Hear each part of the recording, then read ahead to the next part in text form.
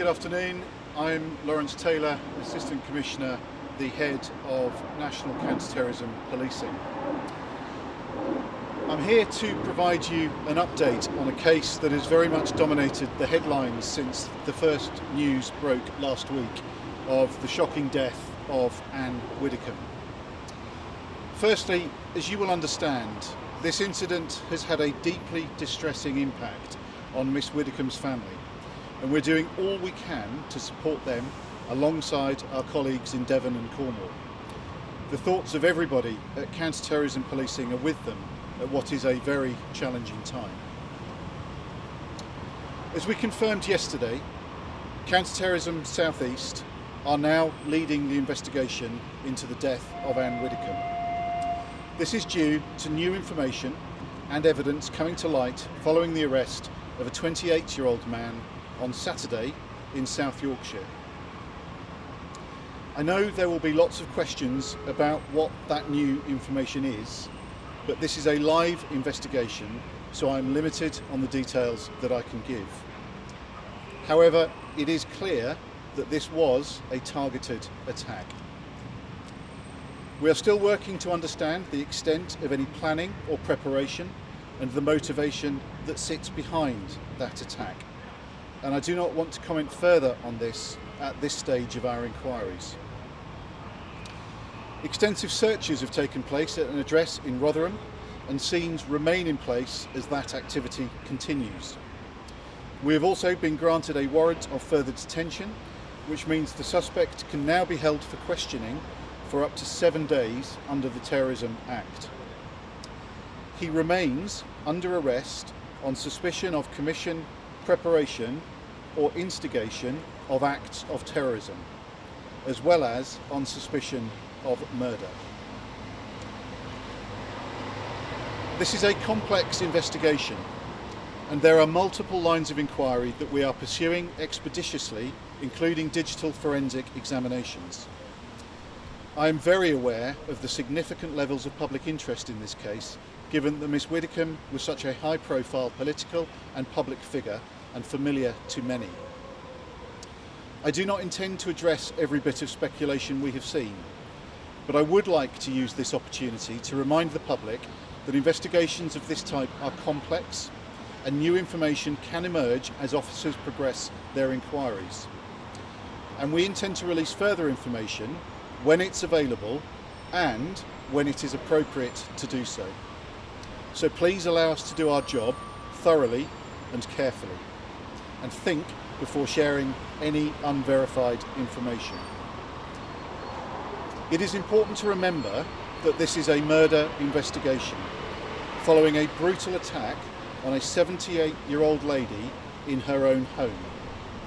I want to ensure that our work is conducted sensitively and considers the impact of what has happened. I would like to end by reassuring all of those who knew or knew of Ann Widdecombe that our excellent teams of investigators are working incredibly hard with the aim of securing justice for her and her family. So please, if you have any information that you think might help us with this investigation, please contact the police. Thank you very much.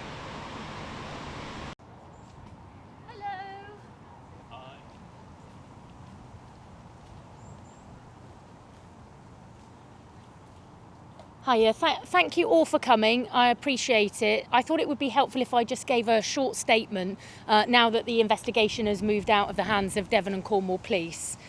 So as Police and Crime Commissioner, I personally have spoken to the Head of Counter Terrorism, Laurence Taylor, to thank him for his resources that he supplied from very early on in the investigation. And I've been given assurance that there's been a smooth handover from Devon and Cornwall Police of the investigation to counter-terrorism. There's been quite a bit of commentary about the way that Devon and Cornwall Police have communicated during the early stages of this case, but as the Home Secretary said yesterday, it is not unusual that in a fast-paced investigation, more information comes to light and changes the nature or the character of what the police are dealing with. Since beginning the investigation, I've been briefed by the Chief Constable regularly, and I'm confident that Devon and Cornwall Police has provided a substantial and professional response to Ann Widdecombe's death. I'm particularly grateful to members of the public who have provided information and assisted officers in progressing the investigation. My thoughts remain with Ann's family and friends, and I've been touched by the many stories that I have heard from those who lived close to her on Dartmoor. Whatever you thought of her politics, Ann was an exceptionally likeable character.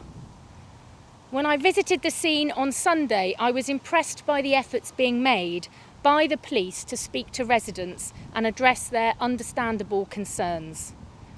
I'm sure the impact of this major operation has meant that some people have had to wait longer than they would expect for routine services or have not yet had their issues resolved, and I apologise for that. But I have been assured that officers and staff will be returning to business as usual over the coming days, which are also expected to be particularly busy with 2 final legs of the World Cup and the start of the school holidays. That's all I have to offer you today, so thank you very much. I won't be taking questions, and I look forward to seeing you soon, and thank you for your exceptional coverage of the information that's been shared so far, and kept, I will say, dealt with in a very professional manner, so thank you very much. Was it wrong of the force to initially suggest this wasn't terrorism?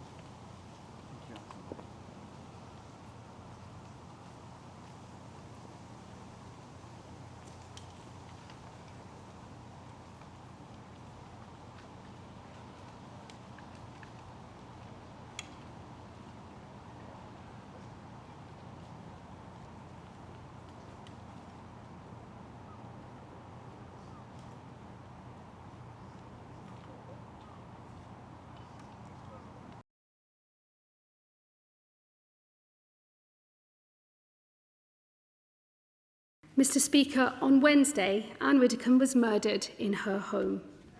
The circumstances of her death are extremely distressing. Counter-terrorism policing have now taken the lead in the investigation.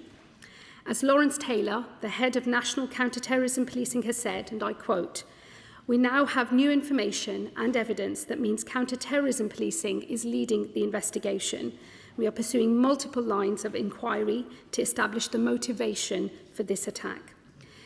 The police now have a suspect in custody, a 28-year-old white British man, and I can confirm to the House that this man was not known to prevent. The police have cautioned against speculating about the case. That is the right thing to do for Anne's family and friends.